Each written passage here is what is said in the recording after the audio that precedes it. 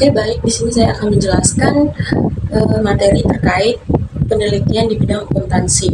Nah, penelitian di bidang akuntansi ini memiliki peran yang sangat penting dalam mendorong perkembangan ilmu akuntansi dan praktik profesional. Nah, akuntansi itu kan sebagai ilmu pengetahuan yang tidak hanya bergantung pada teori yang sudah ada, tetapi juga pada aktivitas riset yang terus dilakukan untuk menjawab berbagai permasalahan baru dalam dunia bisnis, pasar modal, dan perilaku ekonomi. Nah, secara global, penelitian akuntansi ini berkembang sangat pesat dan dukungan lembaga akademik dan profesional. Nah, sementara di Indonesia, penelitian akuntansi ini masih tergolong terbatas, baik dari sejumlah sisi jumlah peneliti maupun publikasinya. Nah, kondisi ini menyebabkan perkembangan teori akuntansi itu tidak secepat negara-negara lain. Nah, padahal kemajuan suatu disiplin ilmu sangat bergantung pada frekuensi dan kualitas penelitian yang dilakukan.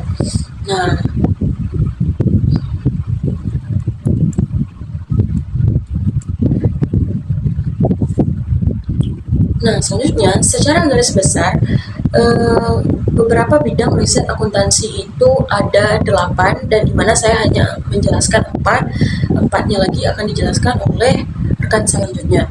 Nah, adapun bidang yang pertama itu adalah Decision Model Approach, yaitu pendekatan yang berupaya menjawab pertanyaan mengenai informasi yang sebelumnya diperlakukan untuk mengambil keputusan dalam kondisi tertentu. Nah, pendekatan ini biasanya bersifat normatif dan deduktif.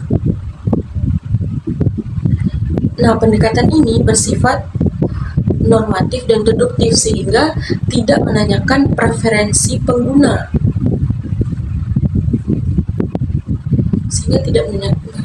Tetapi merumuskan informasi yang paling tepat untuk keputusan. Temuan pentingnya adalah bahwa penggunaan exit value itu sering sekali lebih relevan dibandingkan nilai historis untuk mendukung pengambilan keputusan yang lebih informatif. Selain itu, terdapat capital market research, yaitu yang menelaah bagaimana pasar bereaksi terhadap informasi keuangan yang baru. Nah, penelitian empiris ini menunjukkan bahwa harga saham di pasar modal itu dapat bereaksi dengan sangat cepat terhadap informasi yang bersifat empiris, baru, dan tidak bias. Nah, yang kemudian melahirkan efisiensi market hypothesis atau EMH. Nah, bidang riset ini berfokus pada hubungan antara pengungkapan informasi dan perubahan harga saham. Nah, adapun hubungan risiko akuntansi dengan risiko pasar serta. Nah, selanjutnya ada bidang riset yang sangat tidak kalah penting, yaitu adalah behavioral research, yaitu penelitian yang mempelajari bagaimana pemakai informasi akuntansi berperilaku dalam mengambil keputusan. Nah, berbeda dari pendekatan normatif, bidang ini tuh bersifat deskriptif, banyak menggunakan eksperimen laboratorium untuk memahami bagaimana manusia memperoleh informasi. Nah, penelitian semacam ini memberikan wawasan mengenai apa saja faktor psikologis yang menentukan pilihan pengguna laporan keuangan, termasuk bagaimana mereka menilai nilai historis maupun nilai ganti dalam perhitungan rate of return. Nah, dan yang terakhir ada agency teori, yaitu menjadi salah satu bidang riset yang paling banyak dibahas. Teori ini tuh menjelaskan perusahaan sebagai tempat terjadinya hubungan kontrak antara manajemen sebagai agen dan pemilik, yaitu kreditor, serta pemerintah sebagai prinsipal. Nah, dalam hubungan tersebut muncul masalah keagenan karena manajemen memiliki kecenderungan untuk memaksimalkan kesejahteraannya sendiri. Nah, bukan nilai perusahaan secara keseluruhan. Oleh karena itu, audit dipandang sebagai alat monitoring untuk memastikan bahwa laporan keuangan itu disajikan sesuai prinsip akuntansi dan dapat dipercaya. Nah, riset bidang ini menjelaskan bagaimana bagaimana manajemen memilih prinsip akuntansi yang menguntungkan kepentingannya dan bagaimana biaya keagenan ini dapat meminimalkan dengan pendekatan ilmiah yang bersumber dari psikologis dan sosiologi.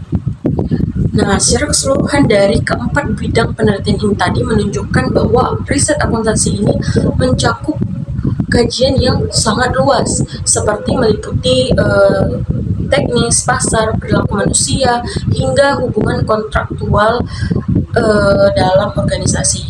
Nah, perkembangan riset dalam bidang ini menjadi fondasi penting bagi pembaruan standar akuntansi, peningkatan kualitas laporan keuangan, serta perbaikan praktik profesional akuntansi di berbagai sektor. Baik, sekian materi dari saya. Materi selanjutnya akan dijelaskan rekan saya. Selanjutnya, penelitian di bidang akuntansi yaitu information economy. Nah, prinsip ini itu bertujuan untuk menilai efisiensi informasi akuntansi. Apakah informasi yang diproduksi itu memberikan manfaat yang lebih besar daripada biaya pembuatannya. Selain itu, prinsip ini tuh memberikan beberapa tujuan. Yang pertama yaitu mengkaji biaya dan manfaat dari produksi informasi akuntansi. Lalu yang kedua, pendekatan yang digunakan analitis dan deduktif. Lalu yang ketiga, menjadi dasar penelitian mengenai efisiensi informasi akuntansi. Selanjutnya itu ada deconstruction, di mana deconstruction merupakan sebuah filsafat ilmiah yang bertujuan untuk membongkar makna tersembunyi di balik teks, bahasa, dan simbol termasuk dalam akuntansi. Nah, prinsip ini atau pendekatan ini merupakan yang dikembangkan oleh filsuf Prancis yang bernama Jacques Derrida. Pendekatan ini merupakan reaksi terhadap filsafat modern yang menekankan empirisme sebagai dasar pengetahuan. Selain itu, dia menyoroti bahwa bahasa adalah alat kekuatan dan dominasi. Selain itu juga dia menekankan bahwa citra akuntansi itu dibangun oleh bahasa dan simbol-simbol di dalamnya. Nah, selanjutnya yaitu Maxim in Accounting, di mana Maxim in Accounting ini adalah suatu pendekatan akuntansi yang bertujuan untuk mengkritisi praktik akuntansi yang mendukung kapitalisme dan menciptakan ketimpangan kelas. Nah, adapun poin-poin penting dalam prinsip atau pendekatan ini, yang pertama, dia itu berangkat dari kritik Maxim terhadap kapitalisme. Lalu, dia melihat akuntansi sebagai bagian dari sistem yang mendukung kepemilikan pribadi dan ketimpangan kelas. Lalu, fokus pada bagaimana akuntansi dapat memperjuangkan kelas pekerja. Lalu yang terakhir yaitu isu utama yang dikaji, distribusi aset kepada buruh, pengaturan laba, kenaikan pajak untuk retribusi, keadilan ekonomi dalam laporan keuangan. Penelitian di bidang akuntansi yang terakhir yaitu Islam in Accounting, di mana Islam in Accounting adalah suatu pendekatan yang dimana dia didasarkan pada nilai, prinsip, dan hukum syariah, di mana tujuannya itu adalah menghasilkan praktik akuntansi yang beretika, adil, dan sesuai dengan ajaran Islam, khususnya dalam hal transaksi keuangan, pengelolaan dana, dan pelaporan keuangan. Adapun poin-poin penting yang tercatat dalam Islam in Accounting, yang pertama yaitu berkembang seiring bertumbuhan lembaga keuangan Islam seperti bank syariah, asuransi syariah, dan pasar modal syariah. Lalu yang kedua, didasarkan pada prinsip ekonomi Islam dan nilai-nilai syariah. Lalu yang ketiga, melihat akuntansi sebagai bagian dari tata cara hidup Islam, yaitu way of life. Dan yang terakhir, peluang penelitian besar dalam bidang seperti zakat, musyarakah, dan asuransi. Sekian presentasi dari saya. Materi selanjutnya akan disampaikan oleh teman saya. Disilakan. Baiklah, perkenalkan saya Dina Melia. Saya akan membahas materi selanjutnya, yakni tentang ruang lingkup penelitian akuntansi. Jadi, ruang lingkup penelitian akuntansi itu terbagi menjadi beberapa bagian. Yang pertama yaitu ada konsentrasi akuntansi keuangan. Nah, jadi pada pembahasan kali ini kita akan membahas tentang bagaimana laporan keuangan itu disusun berdasarkan tujuan publik. Jadi pada konsentrasi kali ini terbagi menjadi beberapa bagian. Yang pertama yaitu ada teori akuntansi. Jadi teori akuntansi yang merupakan upaya untuk mendiskusikan, menganalisis, atau mengkritik konsep, dalil, atau definisi yang ada pada struktur teori akuntansi. Jadi pada bidang ini dapat dibahas dengan menggunakan objek penelitian, satu objek atau beberapa objek. Contohnya, yang pertama, metodologi penelitian apakah yang tepat untuk merumuskan teori akuntansi. Yang kedua, apakah sumber informasi yang digunakan para pemakai laporan keuangan untuk pengambilan keputusan. Yang ketiga, konsep atau prinsip akuntansi manakah yang kurang relevan dengan tuntutan pemakai laporan di Indonesia. Yang keempat, pihak manakah yang dominan dalam perumusan standar akuntansi di Indonesia dan apa tren akuntansi yang dominan di Indonesia. Yang kelima, bagaimana perkembangan akuntansi Islam di Indonesia dan di dunia. Nah, konsentrasi akuntansi keuangan yang kedua yakni tentang standar akuntansi. Jadi di sini kita dapat mengkaji, menganalisis, mengkritik, dan melaporkan fakta empiris tentang perumusan standar, penerapan, dan hasilnya di lapangan. Perbandingan standar akuntansi antar negara, perumusannya, sejarahnya, dan intervensi politik dalam penyusunan struktur akuntansi. Contohnya yang pertama, sejauh mana industri tertentu menerapkan PSAK.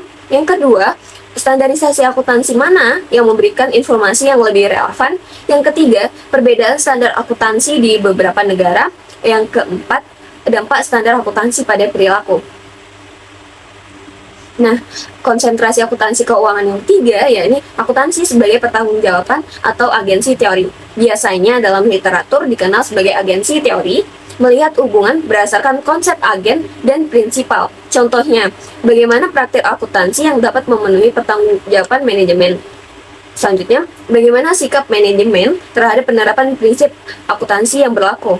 Selanjutnya, apakah independen audit diyakini sebagai pemberi data informasi untuk pertanggungjawaban. Yang terakhir, cukupkan laporan keuangan sebagai media pertanggungjawaban agen.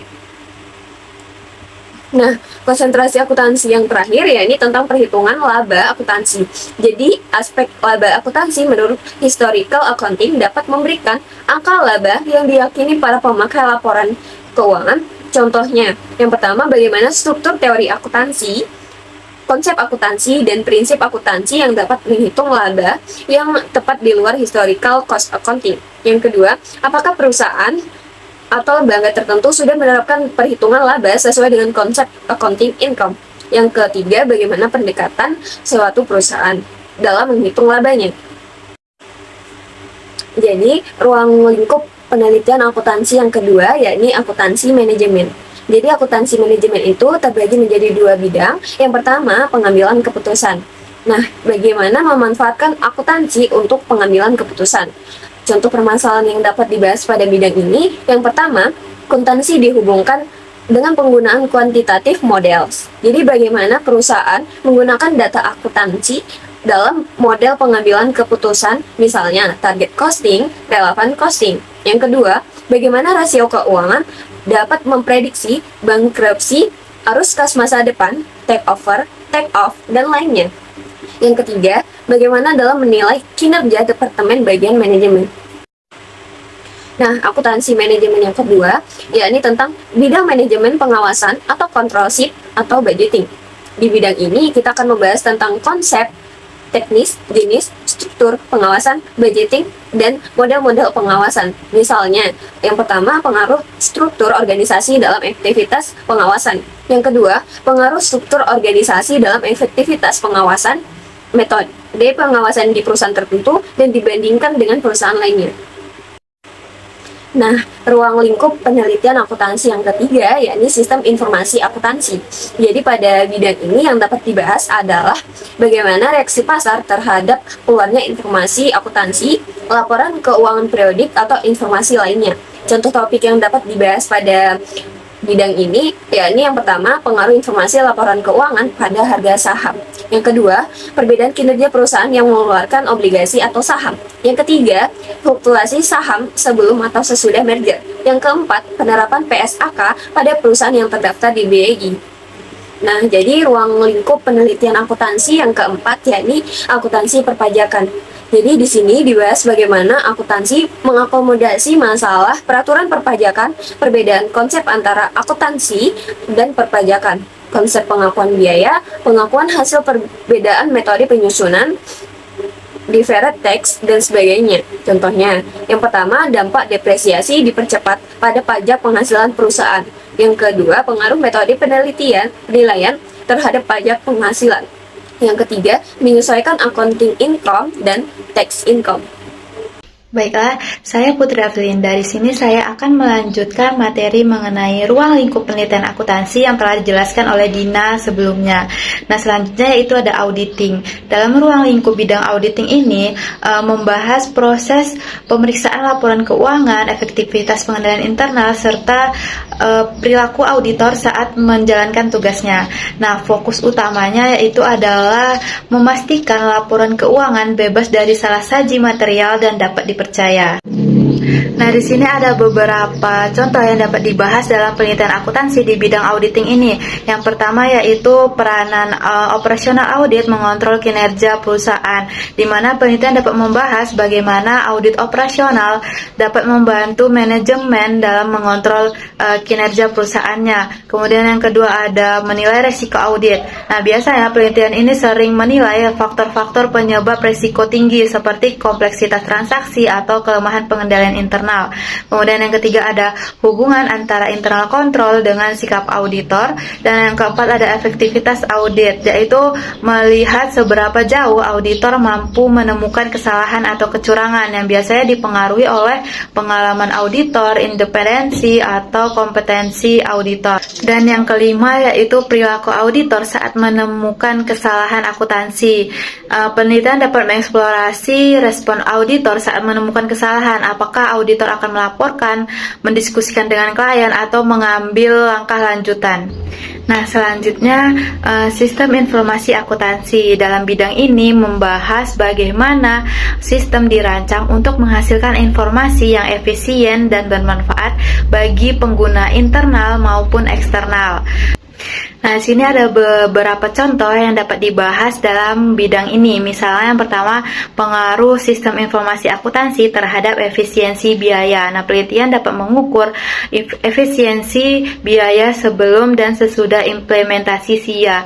Yang kedua, perbedaan tingkat efisiensi pada berbagai model sistem informasi akuntansi, misalnya sistem manual versus komputerisasi atau sistem tradisional versus ERP. Nah, penelitian dapat melihat atau menilai mana yang lebih efektif untuk berbagai jenis perusahaan. Dan yang ketiga mengenai dampak penggunaan EDP sistem atau IT atau internet terhadap kualitas disclosure laporan keuangan, termasuk penggunaan cloud computing, big data, atau e-accounting.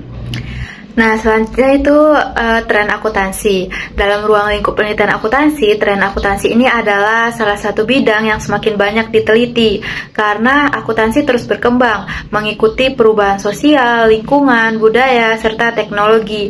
Jadi, tren akuntansi ini membahas arah baru dan isu-isu yang mulai menjadi fokus penelitian akuntansi modern.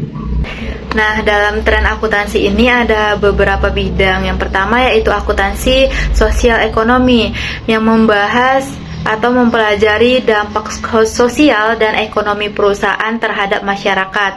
Kemudian ada akuntansi lingkungan yang mempelajari bagaimana perusahaan menjaga dan mengungkapkan dampaknya terhadap lingkungan. Kemudian ada akuntansi sosial. Nah, ini tuh mirip dengan akuntansi sosial ekonomi, tapi lebih spesifik ke dampak sosialnya saja tanpa menyoroti aspek ekonominya. Kemudian ada akuntansi Islam atau akuntansi syariah yang mengkaji kesesuaian informasi akuntansi berdasarkan hukum dan prinsip Islam. Dan yang kelima itu ada akuntansi sumber daya manusia, yang dimana akuntansi SDM ini menganggap bahwa karyawan sebagai aset yang memiliki nilai ekonomi. Nah, kemudian di sini ada topik lain dalam ruang lingkup penelitian akuntansi. Yang pertama ada akuntansi nirlaba atau sektor pemerintahan. Nah, fokus penelitian di bidang ini adalah akuntansi untuk lembaga yang tidak mencari keuntungan. Misalnya pemerintahan, yayasan, organisasi nirlaba, masjid, gereja, dan lembaga sosial lainnya.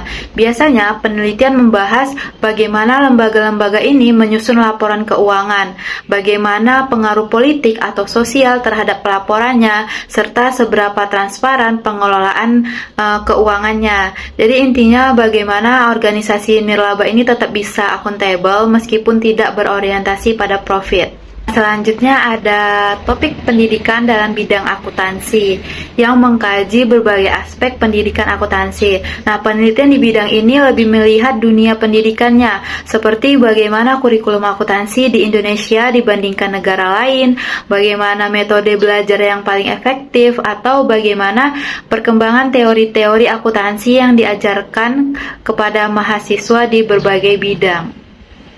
Nah, selanjutnya itu ada akuntansi perilaku atau behavioral accounting, di mana bidang ini berfokus pada pengaruh informasi akuntansi terhadap perilaku pengguna informasi tersebut. Misalnya seperti manajer, karyawan, investor, atau pengguna laporan keuangan lainnya. Nah, di sini penelitian dapat melihat bagaimana dampak informasi akuntansi pada pengambilan keputusan, sikap, dan pengaruh pada perilaku lainnya.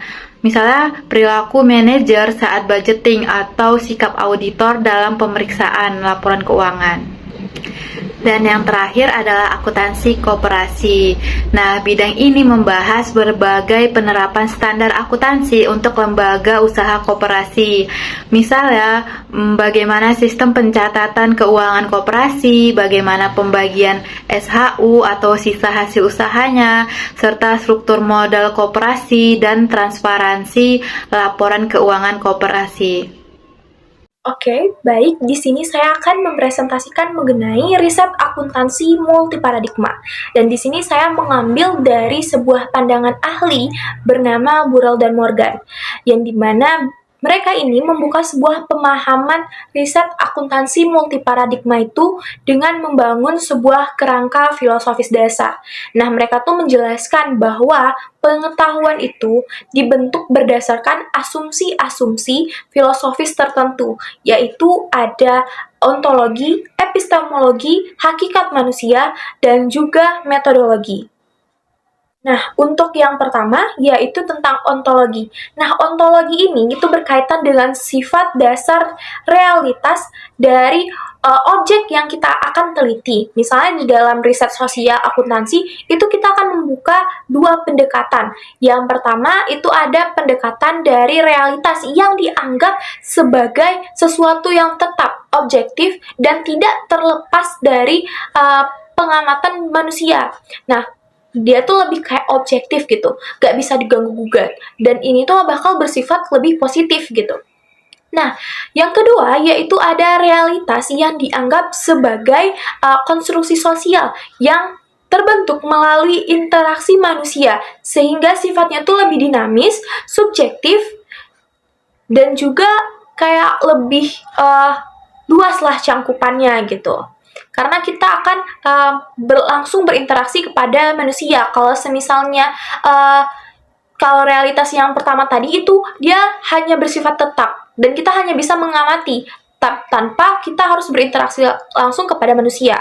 Nah, Burrell dan Morgan ini akan menegaskan bahwa pemahaman ontologi ini akan menentukan bagaimana peneliti dapat melihat dunia sosial dan objek penelitian mereka, apakah sebagai sesuatu yang ada secara objektif atau sebagai hasil dari konstruksi sosial. Nah, yang kedua itu ada epistemologi. Nah, epistemologi ini akan membahas bagaimana pengetahuan itu dapat kita peroleh, terus dapat kita bentuk dan kita bangun, lalu kita sebarkan dan kita komunikasikan kembali. Nah, kita tuh dapat melihat atau dapat memandang epistemologi ini dari dua pendekatan, yaitu ada pendekatan objektivisme dan yang kedua ada subjektivisme. Nah, kalau objektivisme ini itu tuh kayak kita menganggap pengetahuan itu adalah sebagai fakta yang bisa kita ukur secara langsung dan kita buktikan secara empiris. Nah, kalau subjektivisme itu menekankan bahwa pengetahuan itu selalu bergantung pada pengalaman, interpretasi, dan konteks subjektif dari individu, sehingga lebih fleksibel dan juga kontekstual. Nah, paradigma dari epistemologi ini membantu peneliti itu lebih memutuskan bagaimana mengumpulkan lalu memvalidasi data di dalam sebuah riset. Nah, apakah melalui metode kuantitatif yang sistematis atau pendekatan yang kualitatif yang diinterpretasikan. Yang ketiga itu adalah hakikat manusia. Nah, asumsi ini tuh lebih memandang kepada sifat dasar manusia dan kita tuh akan langsung berkontak fisik atau berinteraksi secara sosial gitu di lingkungan tempat kita berada. Nah, terdapat dua pandangan utama yang bisa menjadikan asumsi filosofis itu tuh dinamakan hakikat manusia atau human nature. Nah, yang pertama itu adalah voluntarisme, yang dimana manusia itu dianggap memiliki kehendak bebas, aktif dan kreatif dalam menentukan tindakan. Jadi apapun yang mereka lakukan tuh mereka tuh secara bebas. Apapun yang akan kita riset, ya udah itu terserah dari kita sendiri gitu. Kita yang menentukan tindakan kita di lingkungan kita sendiri untuk mendapatkan hasil dari riset kita gitu. Nah, individu itu bukan hanya pasif untuk menerima keadaan, tapi kita di lingkungan kita sendiri ini kita berinteraksi, maka kita bisa berinovasi di lingkungan tersebut dan membuat sebuah perubahan sosial di lingkungan kita untuk menunjukkan hasil riset kita atau sesuatu yang akan mau kita teliti gitu di situ. Jadi itu tergantung kita. Melalui hakikat manusia, kita berinteraksi secara langsung di lingkungan sosial. Nah, yang kedua, itu ada determinisme, yang dimana manusia itu dianggap sebagai entitas yang perilakunya itu sangat dipengaruhi atau bahkan ditentukan oleh kondisi lingkungan, struktur sosial, dan situasi eksternal lainnya.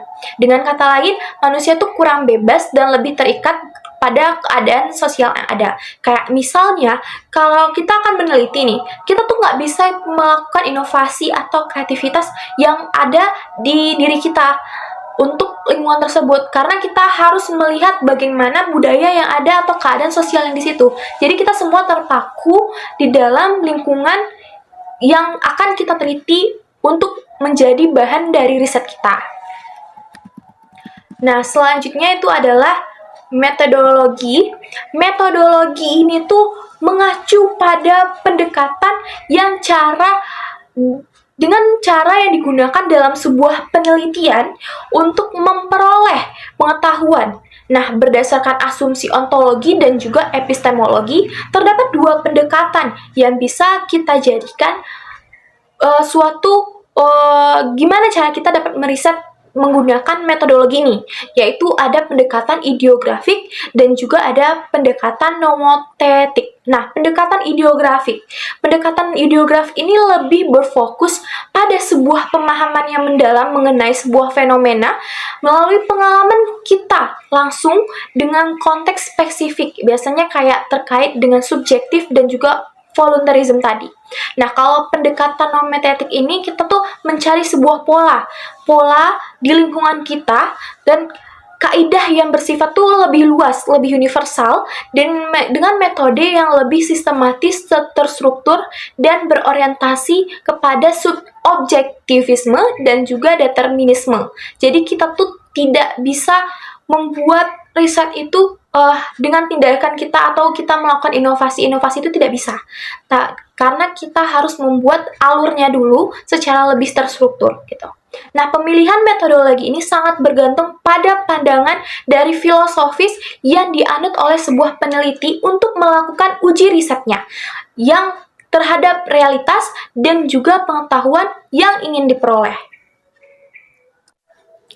Dari 4 asumsi filosofis dasar yang telah dijelaskan tadi, maka Burrell dan Morgan itu mengelompokkan pengetahuan itu menjadi 3 paradigma. Nah, yang pertama yaitu ada paradigma fungsionalis interpretatif. Di sini tuh dia menggabungkan pendekatan antara fungsionalis dan juga interpretatif. Kalau misalnya paradigma fungsionalis itu dia akan lebih melihat ke masyarakat dan juga organisasi sebagai sistem yang bagian-bagiannya itu memiliki fungsi tertentu untuk menjaga sebuah kestabilan dan keseimbangan di antara lingkungan sosialnya. Dalam konteks akuntansi, paradigma ini mendorong akuntansi itu sebagai alat yang berfungsi secara rasional untuk mendukung operasi, organisasi, dan pengambilan keputusan yang objektif dan juga lebih terukur. Sementara, bila kita menggunakan pendekatan interpretatif ini, dia juga bakal menekankan pada pemahaman yang lebih subjektif dan makna yang diberikan oleh individu tuh terhadap akuntansi akan bermakna bagi manajer dan karyawan tuh lebih paham dan menggunakan informasi akuntansi itu untuk konteks yang lebih sosial di dalam organisasi mereka. Nah, yang kedua, itu ada paradigma radikal humanis. Paradigma ini lebih menyoroti dimensi subjektif dan transformasional dari sebuah pengetahuan. Nah, dengan fokus pada pembebasan manusia dari struktur sosial yang lebih terbatas atau membatasi gitu. Dalam akuntansi, paradigma ini tuh lebih kepada praktik akuntansi yang dapat mencerminkan ketidakadilan sosial dan juga ketimpangan dari sebuah kekuasaan dan bagaimana akuntansi itu tuh dapat digunakan untuk tujuan perubahan sosial yang lebih manusiawi dan berkeadilan. Dan paradigma ini sering mengkritik struktur sosial dan budaya yang ada dan bertujuan lebih membuka ruang untuk perubahan yang lebih radikal dari perspektif kemanusiaan. Dan yang terakhir yaitu ada paradigma radikal strukturalis, yang dimana pada radikal atau paradigma radikal strukturalis ini tuh lebih menekankan pada struktur sosial dan kekuatan yang mendasari serta bagaimana struktur tersebut mempengaruhi kesadaran dan juga praktik individu. Dalam konteks akuntansinya, dia tuh lebih melihat akuntansi itu sebagai produk dan instrumen yang lebih terstruktur. Kekuasaan dalam suatu lingkungan masyarakat dan juga organisasi yang dapat memperkuat dan menantang dominasi kelompok tertentu gitu. Paradigma ini lebih akan mengkaji bagaimana akuntansi itu bisa menjadi alat kontrol dan didominasi dalam struktur sosial dan ekonomi yang kompleks, serta bagaimana praktik akuntansi itu bisa mereproduksi atau menantang struktur-struktur di dalam suatu lingkungan di dalam organisasi tersebut. Perkenalkan, saya Ginanjar Restu Mugiati, selaku pemateri terakhir yang akan membahas mengenai tren riset akuntansi. Berdasarkan megatrend tahun 2002 yang dikemukakan oleh Eindhoven, di mana ia ini mengidentifikasikan beberapa isu utama yang akan dihadapi. Yang pertama itu akuntansi ini perlu memberikan pengukuran efisien, kemudian perlunya keterpaduan akuntansi, dan perlunya mengidentifikasi, mengukur, dan melaporkan informasi yang relevan. Untuk itu, Eindhoven ini menganjurkan penyempurnaan infrastruktur akuntansi, yaitu yang pertama adanya penyempurnaan sistem pendidikan, pelatihan, dan riset dalam bidang akuntansi. Yang kedua itu ada persyaratan dan struktur sosioekonomi.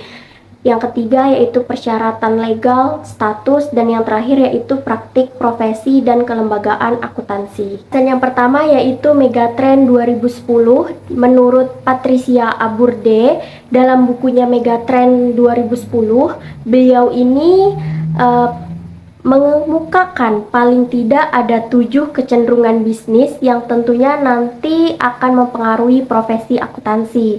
Yang pertama yaitu kekuatan spiritual, kemudian munculnya kapitalisme yang sadar, pemimpin lahir dari level tengah, bisnis spiritual, konsumen berbasis nilai, gelombang solusi kesadaran, serta yang terakhir yaitu boomnya investasi pada perusahaan yang memiliki tanggung jawab sosial. Pembahasan yang kedua yaitu mengenai beberapa topik baru dalam akuntansi. Yang pertama ada akuntansi internasional, yang kedua ada akuntansi Islam, yang ketiga ada akuntansi sumber daya manusia, 4 triple entry accounting system, 5 ada employee reporting, 6 value added reporting, 7 akuntansi perilaku, 8 multidisiplin paradigma, 9 akuntansi dan pembangunan berkelanjutan, 10 kegagalan efisiensi market hipotesis. Pembahasan yang ketiga yaitu mengenai akuntansi perilaku, di mana aspek budaya dalam akuntansi ini mempelajari bagaimana budaya dan perilaku manusia ini mempengaruhi serta dipengaruhi oleh informasi akuntansi. Fokus utamanya itu adalah bagaimana orang ini bereaksi terhadap informasi akuntansi baik sebagai pembaca maupun sebagai penyusun. Akuntansi perilaku ini mencakup 3 hal utama. Yang pertama yaitu pengaruh perilaku manusia terhadap desain dan penggunaan sistem akuntansi. Yang kedua pengaruh sistem akuntansi terhadap perilaku manusia. Yang ketiga yaitu metode untuk memprediksi serta mengubah perilaku manusia terkait informasi akuntansi. Nah, materi yang keempat yaitu ada multidisiplin paradigma, di mana dia ini menggambarkan bahwasannya perkembangan ilmu pengetahuan dan teknologi ini membuat berbagai disiplin ilmu saling bergantung dan terhubung, termasuk akuntansi, yang mana awalnya ini berasal dari filsafat lalu berkembang menjadi 3 kelompok besar. Yang pertama yaitu ada ilmu pengetahuan, ada ilmu sosial, dan humaniora, di mana ilmu sosial ini melahirkan cabang ekonomi seperti manajemen dan keuangan. Kemudian ini manajemen itu berkembang menjadi akuntansi dan sistem informasi. Sementara akuntansi bercabang menjadi akuntansi keuangan, akuntansi manajemen, auditing, dan lain-lainnya. Materi yang kelima yaitu mengenai akuntansi dan pembangunan berkelanjutan. Menurut Earl Summit yang mengangkat kembali isu yang pernah dibahas Club of Rome tahun 1975, ia menilai bahwa kerusakan bumi ini disebabkan oleh beberapa faktor. Yang pertama yaitu pertumbuhan penduduk, yang kedua investasi dan konsumsi sumber alam, yang ketiga pembangunan industri, yang keempat ketidakadilan distribusi pendapatan, yang kelima pertanian dan kehutanan. Masuk ke pembahasan keenam yaitu akuntansi sebagai alat ukur, di mana akuntansi ini menyediakan alat untuk mengukur dampak pembangunan, termasuk aspek sosial dan lingkungan, yang sebagaimana telah dikembangkan sejak tahun 1930-an melalui National Income dan Social Accounting. Negara maju ini mewajibkan berbagai pelaporan social benefit dan social cost. Sementara untuk environmental accounting terus berkembang dan mulai diwajibkan untuk mendukung keputusan yang lebih tepat. Pembahasan yang ketujuh yaitu mengenai perlunya akuntansi lingkungan. Perusahaan itu memperoleh manfaat dari lingkungan sehingga berkewajiban menjaga dan melindunginya. Nah, industri itu hidup dari sumber daya alam, tenaga kerja, dan makhluk lain yang ada di muka bumi. Etis tentunya bagi perusahaan untuk bertanggung jawab atas dampak kerusakan lingkungan yang mereka timbulkan. Jadi, tanpa menjaga lingkungan, maka pembangunan berkelanjutan tentunya tidak dapat terwujud. Sehingga Akuntansi lingkungan ini diperlukan untuk mengukur dan melaporkan tanggung jawab perusahaan terhadap lingkungan itu sendiri. Pembahasan yang ke-8 yaitu mengenai kesulitan pengukuran. Terdapat beberapa tantangan utama, yaitu mengenai lembaga yang mana telah mengusulkan konsep pengukuran, seperti ada Institute of Management Accountant, kemudian ada American Accounting Association, kemudian ada menurut para ahli, salah satunya yaitu ada Harley. Dan adapun tantangannya dalam aspek kinerja yaitu meliputi keterlibatan sosial dan kontribusi sosial, pengembangan sumber daya manusia, perbaikan lingkungan, kualitas produk dan jasa, kualitas air, polusi, kebisingan, bau, dan faktor lingkungan yang disebabkan oleh perusahaan. Pembahasan yang ke-9 yaitu mengenai penyajian, di mana terdapat berbagai metode penyajian informasi lingkungan dalam laporan keuangan seperti footnote disclosure atau penyajian naratif, pos tersendiri dalam laporan, dan adanya laporan khusus, diantaranya yaitu Social Responsibility Report, Environmental Impact Report, Social Income Statement, Comprehensive Social Benefit Cost Model, dan Multidimensional Income Statement.